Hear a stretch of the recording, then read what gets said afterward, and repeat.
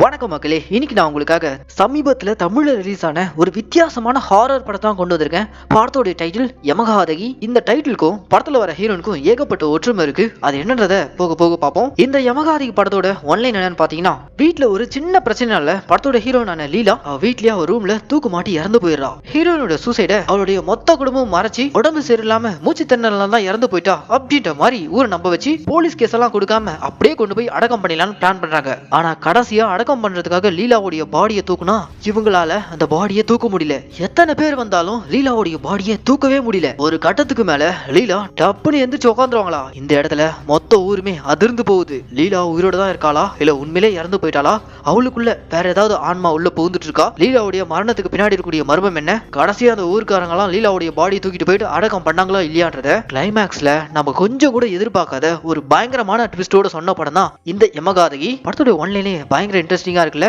அதை தாண்டி படத்துக்குள்ள ஏகப்பட்ட ட்விஸ்ட் அண்ட் டர்ன்ஸ் எல்லாம் இருக்கு. சோ ஸ்கிப் பண்ணாம இந்த வீடியோ முழுக்க பாத்தீங்கன்னா கண்டிப்பா நீங்க என்ஜாய் பண்ணுவீங்க. அண்ட் நம்ம சேனலுக்கு புதுசா வந்திருக்கீங்கன்னா மறக்காம சப்ஸ்கிரைப் பண்ணிக்கோங்க. இந்த வீடியோ உங்களுக்கு பிடிச்சிருந்துச்சுன்னா இந்த லைக் கமெண்ட் ஷேர் இதையும் மறக்காம பண்றீங்க. சரி வாங்க இந்த படத்தோட முழு கதையை பார்ப்போம். படத்தோட ஓப்பனிங் சீன்ல தஞ்சாவூர்ல இருக்க ஒரு அழகான கிராமத்தை காட்டுறாங்க. அந்த கிராமத்துல இன்னும் 2 நாள்ல கோயில் திருவிழா வரப்போகுது. அந்த திருவிழாக்கான ஏற்பாடுகள்லாம் அமோகமா அந்த ஊர்க்காரங்க எல்லாம் பண்ணிட்டு இருக்காங்க. அது போக அந்த ஊர்ல சாதி ஏற்றத்தாழ்வு ரொம்பவே அதிகம். இப்படி அந்த ஊர் மக்கள் வரப்போற திருவிழா இதெல்லாம் ஒரு பக்கம் காமிச்சுக்கிட்டே இப்போ அந்த ஊருடைய தலைவர் வீட்டுக்குள்ள காட்டுறாங்க. அந்த வீட்டுல ஊர் தலைவர், அவங்க மனைவி, அவங்க வீட்டுல பிசினஸ் பண்றன்னு சுத்திக்கிட்டு இருக்க அவங்க பெரிய பையன், லாஸ்ட் பொண்ணு தான் படத்தோட ஹீரோயினான லீலா. அண்ட் அதே வீட்டுல ஒரு வயசான பாட்டி இருக்காங்க. அந்த வீட்டுல ரொம்ப வருஷமா பூட்டப்பட்ட ஒரு ரூம் கதவு இருக்கு. அந்த கதவை மட்டும் இது நாள் வரைக்கும் இவங்க திறந்து பார்த்ததே கிடையாது. ஏன்னா அதுக்கு பின்னாடி ஒரு மர்மம் இருக்கு. அவங்க பாட்டி இந்த ரூம் கதவை மட்டும் யாரும் திறந்துடாதீங்க அப்படின்ற மாதிரி பிடிவாதமா உட்காந்துட்டு இருக்காங்க. இன்னொரு பக்கம் ஹீரோயினோட அம்மா வீட்டு ஃபங்க்ஷன். சோ அதுக்காக அவங்க பொண்ணு கூப்பிடுறாங்க. ஆனா ஹீரோயினான நம்ம லீலா, நான் உங்க சொந்தக்கார வீட்டுக்கெல்லாம் எங்கேயும் வரமாட்டேன், சின்ன வயசுல ஏதோ ப்ராப்ளம் ஏற்பட்டு இருக்கு. சோ அப்பத்துல இருந்து நம்ம ஹீரோயினுக்கு அவங்க அம்மாவுடைய சொந்தம், குறிப்பா அவங்க அம்மாவுடைய தம்பினா சுத்தமா பிடிக்காது போல. சோ அதனால அந்த ஃபங்க்ஷனுக்காக நான் எங்கேயும் வரமாட்டேன் அப்படின்ற மாதிரிலாம் ஹீரோயின் அடம்பிடிக்க பேசிக்கிட்டே இருக்கும்போது ஹீரோயினுக்கு மூச்சு திணறல் மாதிரி ஏற்படுது. எஸ், நம்ம ஹீரோயினுக்கு சிவியரான வீசிங் ப்ராப்ளம் இருக்கு. டைமிங்க்கு அந்த இன்ஹேலர் எடுத்துக்கலனா ரொம்பவே கஷ்டமாயிடும். இப்படி ஒரு சிச்சுவேஷன்ல தான் நம்ம ஹீரோயின் அந்த வீட்டுல வாழ்ந்துட்டு இருக்காங்க. கட் பண்ணா ஹீரோனோட அண்ணன் இருக்கால, அவன் செட் ஆஃப் ஃப்ரெண்ட்ஸோட பிசினஸ் பண்ற நிறைய லாஸ் பண்ணிருப்பான். கடைசியா இவங்க பொறுப்புல இருந்த கோயில்ல இருந்த சாமியோட கிரீடத்தை எடுத்து அடகு வச்சு அந்த பணத்தை வச்சு பிசினஸ் பண்ணியும் பயங்கர லாஸ் ஆயிருக்கும். இன்னும் 2 நாள்ல கோயில் திருவிழா வரப்போகுது. அதுக்குள்ள அடகு வச்சிருக்க கிரீடத்தை மீட்டு கொண்டு வந்து யாருக்கும் தெரியாம கோயிலுக்குள்ள வைக்கல, அவ்வளவுதான் நம்மளெல்லாம் வகுந்து எடுத்துருவாங்க. தயவு செஞ்சு சாமியோட கிரீடத்தை மட்டும் எப்படியாச்சும் மீட்டு கொண்டு வந்துரு அப்படின்ற மாதிரி ஃப்ரெண்ட்ஸ் எல்லாம் ஹீரோயின் அண்ணாக்கு பிரஷர் கொடுக்க, இந்த ஹீரோனோட அண்ணன் எப்படிப்பட்டவனா ரொம்பவே முன்கோபி, அது போக அதீத சாதி வெறி கொண்டவன். இப்படிப்பட்டவன் ஊருக்கே தெரியாம கோயில் நகையை எடுத்து அடகு வச்சுட்டு இப்படி ஒரு இக்கட்டான சிச்சுவேஷன்ல மாட்டிக்கிட்டு இருக்க. அதே ஊர்ல இவன மாதிரி ஒரு குடும்பத்துல இருக்க பெரியவர் ஜாதி மானம் கௌரவம் பேசிட்டு இருப்பாரு. ஆனா அவருடைய பையனே வேற்று ஜாதி பொண்ணை கல்யாணம் பண்ணிட்டு வந்துட்டான்ட்டு ஊருக்குள்ள மானம் போச்சு மரியாதை போச்சு அப்படின்ற மாதிரி ஒரு மனநிலையோட சுத்திட்டு இருக்க ஒரு நபர் தான் அவரு. இவங்க எல்லாம் ஏதோ ஒரு வகையில நம்ம ஹீரோயின் கூட கனெக்ட் ஆவாங்க. அது என்னன்றதை நம்ம போக போக பார்ப்போம். கட் பண்ணா இப்ப ஹீரோயின் வீட்டுல ரொம்ப வருஷமா திறக்காமலே பூட்டப்பட்டு இருக்க அந்த ரூம்குள்ள இருந்து ஏதோ ஒரு மோசமான ஸ்மெல் வருது. அதை நம்ம ஹீரோனால கொஞ்சம் கூட ஏத்துக்கவே முடியல. அந்த ரூம்குள்ள அப்படி என்னதான் இருக்கு, தயவு செஞ்சு அந்த ரூம் கதவை திறங்க அப்படின்ற மாதிரி ஹீரோயின் பிரச்சனை பண்ண, ஒரு பக்கம் பக்கத்துல இருக்க பாட்டியா, வேணாமா எக்காரணத்து கொண்டும் அந்த ரூம் கதவை மட்டும் திறந்துடாதீங்க, அதை திறந்தீங்கன்னா நம்ம குடும்பத்துக்கு ஆகாது அப்படின்ற மாதிரி அந்த பாட்டி எவ்வளவு கெஞ்சுறாங்க. ஆனா நம்ம ஹீரோனால அந்த ஸ்மெல்ல தாக்கு பிடிக்க முடியல. தயவு செஞ்சு அந்த கதவை திறந்து உள்ள இருக்கிறத கிளியர் பண்ணுங்க, என்னால ஸ்மெல் தாங்க முடியல அப்படின்ற மாதிரி ஹீரோயின் பிரச்சனை பண்ணதுல ஹீரோயின் அப்பா அந்த கதவை திறந்துடுறாரு. உள்ளுக்குள்ள அந்த பாட்டி சொன்ன மாதிரி பயப்படுற மாதிரிலாம் எதுவும் இல்ல. எல்லாமே பழைய பொருட்கள், பழைய துணிமணிகள் தான் இருக்கே தவிர மத்தபடி வேற எதுவுமே இல்ல. இப்போ பாட்டிக்கு என்னன்னா, பல வருஷமா பூட்டப்பட்டிருந்த இந்த கதவை திறந்துட்டாங்க, அவ்வளவுதான் நம்ம குடும்பத்துல ஏதோ தப்பு நடக்க போகுது அப்படின்ற மாதிரி பாட்டி பெணாத்த ஆரம்பிச்சாங்க. அன்னைக்கு நைட்டு போல வெளியில போயிட்டு வந்த நம்ம ஹீரோனோட அப்பா வீட்டுக்குள்ள வரும்போதே கடுகடுன்னு வராரு. வெளியில என்னாச்சு, என்ன பிரச்சனை அப்படின்ற மாதிரி தலைவருடைய ஒய்ஃப் கேட்க, என்ன நினைச்சாருன்னு தெரியல, கோவத்துல அவங்க ஒய்ஃபை போட்டு அடிக்க ஆரம்பிச்சாரு. குறுக்க நம்ம ஹீரோன் வந்து, அப்பா வெளியில இருக்க கோவத்தெல்லாம் எதுக்காக அம்மா மேல காட்டுறீங்க அப்படின்ற மாதிரி நம்ம ஹீரோன் அவங்க அப்பாவை பார்த்து திட்ட, ஆல்ரெடி வெளியில ஏதோ ஒரு சம்பவத்தினால தான் இவங்க அப்பா இவ்வளவு கோவமா வந்திருக்காரு. இதுல ஹீரோன் வேற அவங்க அப்பாவை எதிர்த்து இப்படி கேட்டதுமே கடுப்பாய் ஹீரோனை பார்த்து அசிங்கமா திட்டிட்டு ஹீரோயின் தவடையிலே பொலின்னு அரைஞ்சி ஒழுங்கா வீட்டுல அடக்கமாறு அப்படின்ற மாதிரி திட்டி அனுப்பிடுறாரு. அவ்வளவுதான் அழுதுகிட்டே நம்ம ஹீரோன் அந்த இரவு சாப்பிடாமலே அவங்க ரூமுக்கு போய் கதவை சாத்திக்கிறாங்க. ஹீரோயின் சாப்பிடாமலே போயிட்டாங்கன்னு அவங்க அம்மா பொண்ணை சமாதானப்படுத்தி கீழே கொண்டு வந்துடலாம்னு சொல்லிட்டு மேல போய் கதவை திறந்தா அவ்வளவுதான் அப்படியே ஒரு ஷாக். எஸ், அவங்க கண்ணு முன்னாடி அவங்க பொண்ணு அந்த ரூம்குள்ள தூக்கு மாட்டி தொங்கிட்டு இருக்காங்க. அவ்வளவுதான் மொத்த குடும்பமே இப்ப சோகத்துல மூழ்கிறாங்க. ஒரு பக்கம் பாட்டிக்கு என்னன்னா, அந்த கதவை திறந்ததுனால தான் நம்ம பேத்தி இப்படி பண்ணிக்கிட்டா, அவளுடைய மரணத்துக்கு காரணமே அந்த கதவை திறந்ததுனால தான் அப்படின்ற மாதிரி பாட்டி ஒரு பக்கம் பெணாத்துறாங்க. ஒரு பக்கம் ஹீரோயின் அப்பா கதறாரு. நான் தான் பெரிய தப்பு பண்ணிட்டேன், நான் அந்த வார்த்தையை விட்டுறக்கூடாது, நான் அவளை அடிச்சு திட்டதுனால தான் ரோஷக்காரி போயிட்டு இப்படி தற்கொலை பண்ணிக்கிட்டா, என் பொண்ணு என்னாலதான் செத்துட்டா அப்படின்ற மாதிரி அவரு ஒரு பக்கம் கதறிக்கிட்டு இருக்காரு. ஹீரோயின் அம்மா அழாமலே அப்படியே ஒரு மாதிரி குத்துக்கள் மாதிரி உட்காந்துட்டு இருக்காங்க. என் பொண்ணு என்னை இப்படி ஏமாத்திட்டு போயிட்டாலே அப்படின்ற மாதிரி அவங்க கண்ணுல துளி கூட கண்ணீர் இல்லாம அவங்க பொண்ணுடைய இறப்ப கொஞ்சம் கூட ஏத்துக்கவே முடியாம அந்த ஷாக்ல இருந்து மீளாம அப்படியே குத்துக்கள் மாதிரி உட்காந்துட்டு இருக்காங்க. தங்கச்சி இப்படி தற்கொலை பண்ணிட்டாலேன்ட்டு அண்ணனுக்கும் துக்கம் தாங்க முடியாம அழுதுட்டு இருக்கான். அப்ப கூட இருக்க அவன் ஃப்ரெண்ட்ஸ் தான், டேய் மச்சான் போலீஸ் கேஸ்ன்னு போயிடுச்சுன்னா போஸ்ட்மார்டம் பண்றன்ற பேர்ல கூறு கூறா போட்டு கொடுப்பானுங்க, நம்ம இதை அப்படியே அமைக்கலாம். தங்கச்சிக்கு தான் வீசிங் ப்ராப்ளம், மூச்சு திணறல் இருக்குல்ல, சோ இந்த மாதிரி மூச்சு திணறல தான் இறந்து போயிட்டா அப்படின்ற மாதிரி ஊருக்காரங்க கிட்ட சொல்லி நம்ப வச்சிடலாம். போலீஸ் கேஸ் எல்லாம் போச்சுன்னா ரொம்ப பிரச்சனை ஆயிடும் அப்படின்ற மாதிரிலாம் ஃப்ரெண்ட்ஸ் சொல்ல, அதுவும் சரிதான், தற்கொலைன்னு வெளியில தெரிஞ்சுச்சுன்னா மொத்த குடும்பம் மானமே போயிடுன்றதுக்காக ஹீரோயினோட தற்கொலையை அப்படியே ஊருக்கே தெரியாம மறைச்சு சின்ன வயசுல இருந்தே மூச்சு திணறல் வீசிங் ப்ராப்ளம் இருக்கிறதுனால தான் திடீர்னு இந்த மாதிரி இறந்து போயிட்டாங்க அப்படின்ற மாதிரி மொத்த ஊரையும் நம்ப வச்சு காரியத்தையே மொத்தமா கமுக்கமா முடிச்சலான்னு இந்த குடும்பம் பிளான் பண்ணிட்டாங்க. இவங்க பிளான் பண்ணபடி அந்த மொத்த ஊரும் லீலா உண்மையிலேயே மூச்சு திணறல் தான் இறந்து போயிட்டான்ற மாதிரி நம்பிட்டாங்க. அன்னைக்கு ஈவினிங் போல அடக்கம் பண்ணலான்னு லீலாவுடைய பாடியை யங்ஸ்டர்ஸ் எல்லாம் வந்து தூக்குறாங்க. அவங்களால சுத்தமா பாடியை தூக்க முடியல. என்னடா அது இவ்வளவு வெயிட்டா இருக்கு, போனோம்னா இவ்வளவு வெயிட்டா தான் இருக்கும், சும்மா சொல்லுவாங்க போனோம் கணக்குதுன்னு. சரி எல்லாரும் ஒட்டுக்கா தூக்கலான்னு கிட்டத்தட்ட 8 பேர் சேர்ந்து லீலாவுடைய பாடியை தூக்க பாக்குறாங்க. அப்ப டப்புன்னு அந்த பாடிக்குள்ள ஒரு சின்ன வைப்ரேஷன் வர அவ்வளவுதான் பயந்து போன இந்த யங்ஸ்டர்ஸ் எல்லாம் அப்படியே விட்டுட்டு வெளியில தெரிச்சு ஓடி வந்துட்டு, எப்பா லீலா இன்னும் சாகல போல இருக்கு, உடம்புல உயிர் இருக்கு, எது உயிர் இருக்கா, நான் ஏன் கதை கட்டுறீங்க அப்படின்ற மாதிரி அந்த கூட்டத்திலே இருக்க ஒரு நபர் செக் பண்றதுக்காக உள்ள போய் லீலாவுடைய மூச்சு இருக்கான்னு சொல்லிட்டு செக் பண்றாரு. சுத்தமா மூச்சு இல்ல. யாரா இவனுங்க மூச்சு பேச்சு இல்லாம இருக்கக்கூடிய பாடிய உயிர் இருக்குன்னு சொல்லிட்டு பயந்து வெளில ஓடி இருக்கீங்களா, வாங்கடா வந்து தூக்குங்கடா அப்படின்ற மாதிரி திரும்பவும் உள்ள தூக்குறதுக்காக வரும்போது அப்போ லீலா பாடி ஒரு ட்விஸ்ட் கொடுக்கும் பாருங்க. டப்புன்னு அப்படியே எந்திரிச்சு உட்கார, அவ்வளவுதான் உள்ள வந்தவனுங்க தெரிச்சு ஓடிறானுங்க. லீலாவுடைய பாடி இப்படி எந்திரிச்சு உட்கார்ந்ததுல இருந்து மொத்த ஊருமே இப்போ பயத்துல உறைஞ்சு போயிருக்கு. லீலா பாடிக்குள்ள அப்படி என்ன இருக்கும், எதனால யாராலையும் அந்த பாடியை தூக்க முடியல, அவளுக்குள்ள ஏதாவது அமானுஷம் புகுந்து இருக்குமா அப்படின்ற மாதிரி ஆளுக்கு பேச ஆரம்பிச்சாங்க. நிறைவேறாத ஆசையோட இல்ல ஏதாவது சொல்லணும்னு துடிக்கக்கூடிய ஆன்மா கூட இந்த மாதிரி வெளியில போகாம உடம்புக்குள்ளே தங்கியிருந்து இந்த வேலையெல்லாம் காட்டும், அந்த மாதிரி ஏதாவது இருக்குமோ அப்படின்ற மாதிரிலாம் ஊருக்காங்க கூடி பேசி சுடுகாட்டுல ஈம சடங்கு பண்றதுக்குன்னே ஒரு சமூகம் இருப்பாங்களே, அந்த சமூகத்தை சேர்ந்தவனை கூட்டு வந்து என்ன ஏதுன்னு போய் பார்க்க சொல்றாங்க. அவரு உள்ள போய் பார்த்துட்டு வந்துட்டு, இறந்து போன இந்த லீலாமா ஊருக்கு எதையோ சொல்லணும்னு இருக்காங்க, அது வெளியே கொண்டு வர வரைக்கும் யாராலையும் அவங்க பிணத்தை கொண்டு வர முடியாது அப்படின்ற மாதிரிலாம் அந்த ஈம சடங்கு செய்யக்கூடிய ஒரு சொல்ல. இப்போ லீலா குடும்பத்துக்குள்ளே ஒரே குழப்பம். அந்த மொத்த குடும்பத்துக்கும் கடைசியா புரிஞ்சு போச்சு, லீலா தற்கொலை பண்ணி இறந்து போயிட்டா. ஆனா நம்ம அதை ஊருக்கே மொத்தமா மறைச்சு உடம்பு சரியில்லாம மூச்சு திணறல் தானே இறந்து போயிட்டான்ற மாதிரி சொல்லியிருக்கோம். அந்த உண்மையை வெளிக்கொண்டு வரதுக்காக தான் இப்படி பிடிவாதமா பிணத்தை தூக்க விடாம உள்ளுக்குள்ளே இருக்கா போல, வேற வழி இல்ல ஊருக்காரங்க கிட்ட சொல்லிடலான்ட்டு அந்த இடத்துல லீலாவுடைய அப்பா மொத்த ஊரையும் கூப்பிட்டு, நான் அவங்க எல்லாருக்கிட்டையும் போய் சொல்லிட்டேன், என் பொண்ணு தற்கொலை பண்ணி இறந்து போயிட்டா, அவ இறப்புக்கு காரணமே நான் தான், வெளியே இருந்த கோவத்தோட வீட்டுக்குள்ள வந்து அவளை அடிச்சு அசிங்கமா திட்டிட்டேன், அந்த கோவத்துல தான் என் பொண்ணு தற்கொலை பண்ணிட்டா அப்படின்ற மாதிரிலாம் லீலாவுடைய அப்பா எல்லாரும் முன்னாடி உண்மையை ஒத்துக்க, ஆனா பாய் ஊர் தலைவரா இருந்துட்டு இப்படி ஒரு வேலையை பண்ணிருக்கேடான்ற மாதிரி மொத்த ஊரும் சேர்ந்து லீலாவுடைய அப்பாவை கண்ட மேனிக்க திட்ட. எந்திரிச்சு உட்கார்ந்து இந்த லீலாவுடைய பாடி திரும்ப படுத்துக்குது. லீலாவுடைய நேச்சுரல் டெத் இல்ல சூசைடுன்ற மாதிரி மொத்த ஊருக்கும் தெரிஞ்சதும் இப்போ வேற வழியே இல்லாம போலீஸ்க்கு இன்ஃபார்ம் பண்ணிடுறாங்க. வந்திருக்க போலீஸா வீடு முழுக்க ஏதாவது எவிடன்ஸ் சிக்குதா அந்த மாதிரி எல்லா அறைக்குள்ளயும் போய் செக் பண்ணிட்டு கடைசியா பாடியை போஸ்ட்மார்டம் பண்றதுக்காக தூக்கிட்டு போகணும்னு அந்த ஊரை சேர்ந்த யங்ஸ்டர்ஸை திரும்ப கூப்பிடுறாங்க.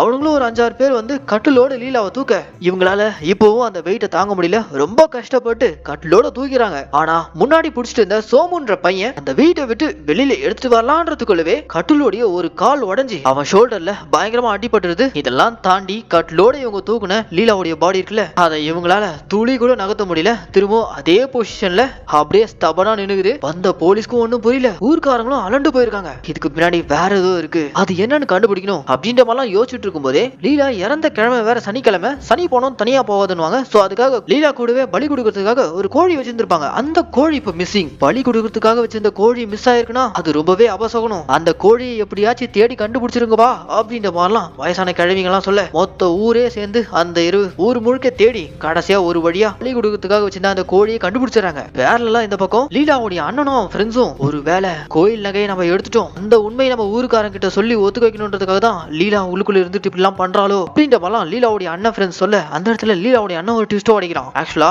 லீலா சூசைட் பண்ணி இறந்து போன அன்னைக்கு நைட் தான் இவரு அடகு வச்சிருந்த கோயில் நகையை மீட்டு கொண்டு வந்து இவங்க வீட்டுல தான் ஒரு ரூம்குள்ள பதுக்கி வச்சிருக்காராம். திருவிழாக்கு முன்னாடி யாருக்கும் தெரியாம கோயிலுக்குள்ள கொண்டு போய் வச்சிடலான்ற ஒரு பிளானோட தான் இவங்க அண்ணன் அந்த நகையை கொண்டு வந்து வீட்டுக்குள்ள வச்சிருந்திருப்பான். ஆனா அதுக்குள்ளதான் லீலா அந்த மாதிரி சூசைட் பண்ணி இறந்து போயிட்டா. இப்போ உள்ளுக்குள்ள இப்படி ஒரு பொசிஷன்ல வேற இவ இருக்காளா, சோ அதனால அந்த வீட்டுக்குள்ள போறதுக்கே பயப்படுறாங்க. இப்போ கோயில் நகையும் அந்த வீட்டுக்குள்ள மாட்டிக்கிட்டு இருக்கு. லீலாவுடைய பாடி இந்த மாதிரி வீட்டுக்குள்ள மர்மமான முறையில எந்திரிச்சு உட்காந்துட்டு இருக்குல்ல, சோ அதனால வீட்டுக்குள்ள போறதுக்கே எல்லாரும் பயப்படுறாங்க. நகை வேற இப்ப உள்ள மாட்டிட்டு இருக்கு. ஒரு வேலை கோயில் நகையை திருடுனால இந்த உண்மையை நம்ம வெளி உலகத்துக்கு சொல்லணுன்றதுக்காக தான் லீலா இப்படிலாம் பண்றாளோ அப்படின்ற மாதிரிலாம் லீலாவுடைய அண்ணன் ஃப்ரெண்ட்ஸ் பேச, அந்த இடத்துல லீலா அண்ணன் இதுக்கெல்லாம் பயந்து போய் நம்ம உண்மையை ஒத்துக்கணும்னு எந்த ஒரு அவசியமும் இல்ல. வீட்டுக்குள்ள இருக்க கோயில் நகையை எப்படி எடுக்கணும் எனக்கு நல்லா தெரியும், நான் பாத்துக்கிறேன் அப்படின்ற மாதிரி லீலா அண்ணன் அந்த நகை மேட்ரை வெளியில ஓபன் பண்ணாமலே அப்படியே மறைச்சிடறான். அதுக்குள்ள வீட்டுக்குள்ள லீலாவுடைய பாடி இப்படி உட்கார்ந்து இருக்கிறத ஒரு வயசான பாட்டி வந்து பார்த்துட்டு, புள்ள செத்து 24 மணி நேரம் ஆகுது, எவனாச்சும் இந்த மஞ்சள் குங்குமம் சாங்கியம் பண்ணீங்களா, முதல்ல இந்த சாங்கியம் பண்ணுவோம் அப்படின்ற மாதிரி அந்த சடங்குக்கான ஏற்பாடுகள்லாம் இந்த பாட்டி பண்ணிட்டு இருக்கும் போதே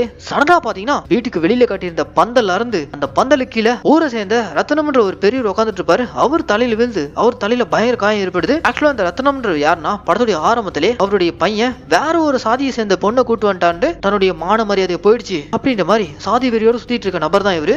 இவருக்கு இப்படி பந்தல் தலையில விழுந்து ரத்த காவலாம் வாங்கினதை பார்த்ததும் அவரு ஒரு மாதிரி பயந்து போய் உள்ள இருக்க லீலாவுடைய பாடி கிட்ட என்ன மன்னிச்சிருமா, நான் பண்ணது தப்பு தான் அப்படின்ற மாதிரி அவரு கன்ஃபஸ் பண்றாரு. என்ன நடந்திருக்குன்னா லீலா சூசைட் பண்றதுக்கு மெயின் காரணமே வெளியில ஏதோ ஒரு சம்பவத்தினால கோவமா வீட்டுக்குள்ள வந்த அவங்க அப்பா அடிச்சு திட்டத்தினால தான் லீலா தற்கொலையே பண்ணிருப்பா. லீலாவுடைய அப்பா வெளியில அவ்வளவு கோவமானதுக்கு காரணமே இந்த ரத்னம் என்ற ஜாதி வெறி கொண்ட நபர் தான். தற்செயலா லீலா அந்த ஊரை சேர்ந்த ஏதோ ஒரு பையன் கூட ரேண்டமா பேசிட்டு தான் போயிருப்பா. ஆனா அதை பார்த்துட்டு இந்த ரத்னம் நேரா லீலாவுடைய அப்பா கிட்ட வந்து, உன் பொண்ணுடைய நடவடிக்கையே சரியில்லை, பாத்துக்கோ, என் பையன் போன மாதிரி உன் பொண்ணும் வேற சாதிக்காரனை இழுத்துட்டு போயிட போறா, பாத்துப்பா அப்படின்ற மாதிரிலாம் வேணும்னு 2-3 பிட்ட சேர்த்து போட, அந்த கோவத்துல தான் இவங்க அப்பா வீட்டுக்குள்ள வந்து மொத்த கோவத்தையும் தான் ஒய்ஃப் மேலயும் தான் பொண்ணு மேலேயும் காமிச்சிருப்பாரு. அதோடைய விளைவை தான் லீலா சூசைட் பண்ணிருப்பா. இப்படி ஒவ்வொரு உண்மையா ரிவீல் ஆகிட்டே இருக்கு. அப்படி இருந்தும் இவங்களால லீலாவுடைய பாடியை வெளியில கொண்டு வர முடியல. லீலாவுடைய இந்த சூசைடுக்கு பின்னாடி இன்னும் வேற யாராவது இருப்பாங்களான்னு சொல்லிட்டு யோசிச்சுட்டு இருக்கும் போதுதான் அப்போ லீலாவுடைய ஃப்ரெண்டு வந்து கதறா, இது எல்லாத்துக்கும் காரணம் இந்த சோமு பையன் தான் அப்படின்ற மாதிரி. நடுவுல லீலாவுடைய பாடியை தூக்குறதுக்காக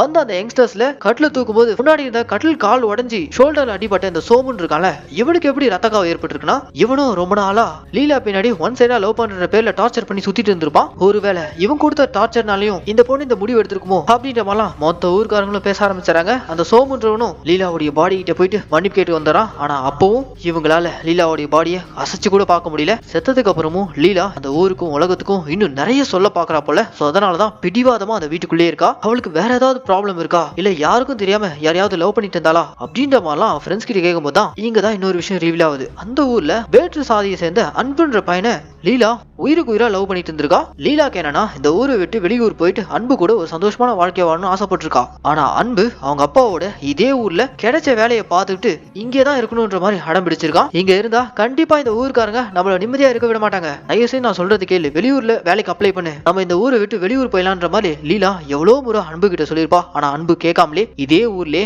படிச்ச படிப்புக்கு ஏத்த வேலை இல்லைனாலும் லோக்கல்லே ஒரு சுமாரான வேலையில அப்படியே இங்கே தங்கிடுறான். இது லீலாக்கு சுத்தமா பிடிக்கல. கடைசியா லீலா சூசைட் பண்ணிக்க போற அன்னைக்கு நைட் அன்புக்கு தான் கால் பண்ணி பேசியிருப்பா. கால்லயும் லீலா அன்பு கிட்ட அழுதுகிட்டே, வீட்டுல சுச்சுவேஷனே சரியில்லை, என் அப்பாவுக்கு உண்மை தெரிஞ்சிச்சு போல இருக்கு, என்ன தப்பான வார்த்தையில திட்டி அசிங்கமா என்ன அடிச்சிட்டாரு, இதுக்கு மேல என்னால இந்த ஊர்லயும் இந்த வீட்லயும் இருக்க முடியாது, தயவு செஞ்சு அந்த வேலையை விட்டு வந்து நம்ம வெளியூர் போய் செட்டில் ஆயிடலாம் அப்படின்ற மாதிரி லீலா கால்லே அன்பு கிட்ட கெஞ்சிருப்பா. ஆனா அன்பு பிடிவாதமா, நான் இந்த ஊரை விட்டு எங்கேயும் வர மாட்டேன், அப்படி வரதா நீ என் வீட்டுக்கு வா அப்படின்ற மாதிரி பேசிட்டே இவன் காலை கட் பண்ணிருப்பான். சோ இப்படி அன்பு லீலாவுடைய சுச்சுவேஷனை புரிஞ்சுக்காம போன்ல அப்படி ரொம்ப ஹார்ஷா பேசுறதுனால தான் லீலா அந்த மாதிரி தற்கொலை பண்ணிட்டாலோன்ற மாதிரி அன்புக்குள்ள அவ்வளவு குற்ற உணர்ச்சி.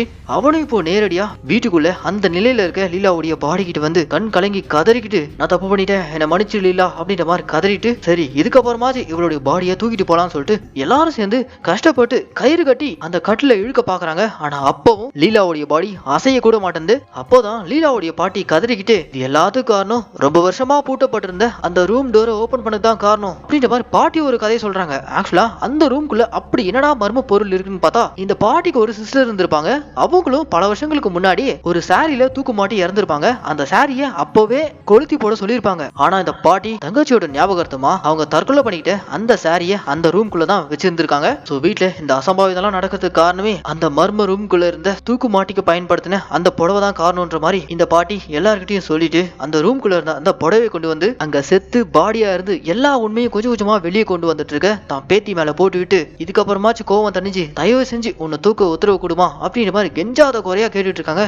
ஆனா இதுக்கப்புறமும் எத்தனையோ பேர் வந்து இழுத்து பார்த்தும் லீலாவுடைய பாடியை ஒரு இன்ச்சு கூட அசைக்க முடியல. பாதி ஊரே சேர்ந்து கயிறு கட்டி இழுக்கிறாங்க. ஆனா அப்பவும் ஒண்ணும் பண்ண முடியாம கயிறு அருந்து ஊருக்காரங்க விழுந்ததான் மிச்சம். இந்த கலவரத்துக்கு நடுவுல லீலாவுடைய அண்ணன் அந்த கிரீடத்தை அதே வீட்டுக்குள்ள ஒரு அறைக்குள்ள மறைச்சு வச்சிருந்தாருல, அவரு நைஸா போயிட்டு ஆளுங்களை விட்டு வெளியில கொண்டு வந்துறாரு. அத ஊருக்காரங்க பாத்துறாங்க. அதே சமயம் அந்த டைமிங்ல போலீஸ் வந்து லீலாவுடைய அண்ணனை துரத்து பிடிக்கிறாங்க. என்ன காரணம்னு பார்த்தா ஆரம்பத்துல போலீஸ் வந்து வீட்டை சர்ச் பண்ணும்போது லீலாவுடைய போன் கிடைச்சிருக்கும். அந்த போன் எடுத்து செக் பண்ணா சாகிறதுக்கு முன்னாடி லீலா சில விஷயங்களை ரெக்கார்ட் பண்ணிருப்பா. அது என்னன்றது அப்படியே ஒரு பிளாஷ்பேக். அன்னைக்கு நைட் லீலாவுடைய அப்பா அசிங்கமா திட்டி அடிச்சு அனுப்புனதுக்கு அப்புறம் ரூமுக்கு வந்த லீலா அன்பு கூட கால்ல பேசிட்டு இருப்பால, இதுக்கு மேல என்னால இந்த ஊர்ல இருக்க முடியாது, வெளியூர் போகணும்ட்டு.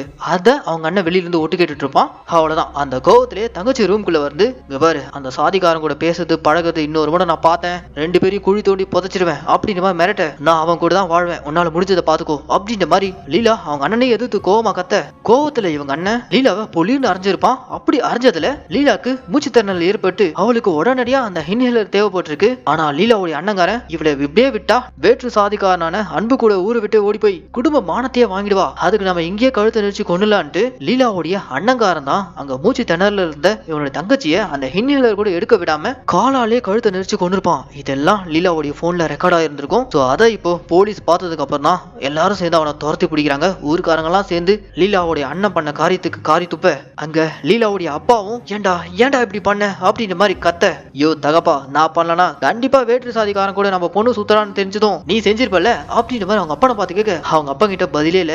ஏன்னா இவனும் அந்த மாதிரி செய்யக்கூடிய ஒரு சாதி வெறி கொண்டவன் தான். கடைசியா தான் லீலாவுடைய இறப்பு நேச்சுரலும் கிடையாது, சூசைடலும் கிடையாது, அது ஒரு ஆணவ கொலைன்றத பயங்கரமான ட்விஸ்டோட ரிவீல் பண்றாங்க.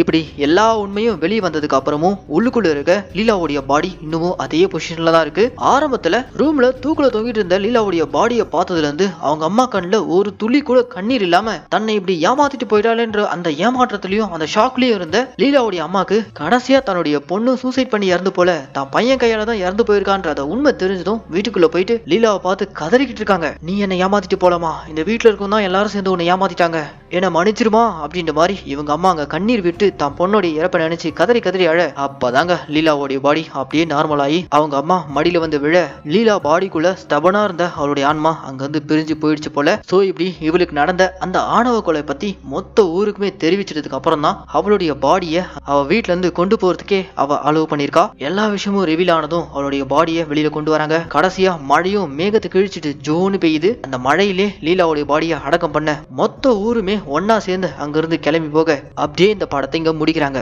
கடைசியா இந்த படம் மூலியமா இவங்க சொல்லக்கூடிய விஷயம் பேச நிறைய இருந்தும் பேச முடியாம தவிக்கும் பல பெண்களுடைய குரலா தான் இருக்கா இந்த யமகாதகி. என்ன மக்களே, தமிழ் சினிமால இப்படி ஒரு கான்செப்ட்ல படம் வந்ததா இது வரைக்கும் நான் பார்த்ததுல. நீங்க இதுக்கு முன்னாடி இந்த மாதிரி டைப்ல படம் ஏதாவது பார்த்திருந்தீங்கன்னா தாராளமா கமெண்ட் பண்ணுங்க. அண்ட் இந்த யமகாதகி படம், இந்த படத்துல பேசப்பட்ட அரசியல், இது எல்லாமே இன்னைக்கும் ரெலவெண்டா இருக்கு. இதெல்லாம் கண்டிப்பா ஒரு நாள் மாறும் நம்புவோம். அண்ட் இந்த யமகாதகி படத்துக்கு நான் கொடுத்த வாய்ஸ் ஓவர் கண்டிப்பா உங்களுக்கு பிடிச்சிருக்கும் நான் நம்புறேன். இதே மாதிரி தொடர்ந்து நம்ம மினி தியேட்டர்ல ரிலீஸ் பண்ணக்கூடிய படங்கள்லாம் நீங்க பார்க்கணும்னு ஆசைப்பட்டீங்கன்னா நீங்க செய்ய வேண்டியதெல்லாம் ஒன்னே ஒண்ணு, ஜஸ்ட் நம்ம சேனலை சப்ஸ்கிரைப் பண்ணிக்கோங்க. அண்ட் கூடவே பெல் ஐகானையும் பிரஸ் பண்ணிக்கோங்க. அப்பதான் நம்ம மினி தியேட்டர்ல ரிலீஸ் பண்ணக்கூடிய படங்கள்லாம் உங்க கைக்கு டைமிங்க்கு வந்து சேரும். அண்ட் இந்த வீடியோ உங்களுக்கு பிடிச்சிருந்துச்சுன்னா இந்த லைக், கமெண்ட், ஷேர் இதெல்லாம் மறக்காம பண்றேங்க. ஏன்னா இதெல்லாம் தான் தொடர்ந்து நம்ம சேனல்ல வீடியோ போறதுக்கு நமக்கு ஒரு பூஸ்டா இருக்கும். சரி மக்களே, இதே மாதிரி ஒரு சூப்பரான படத்தோட நான் உங்களை நாளைக்கு சந்திக்கிறேன். டாடா.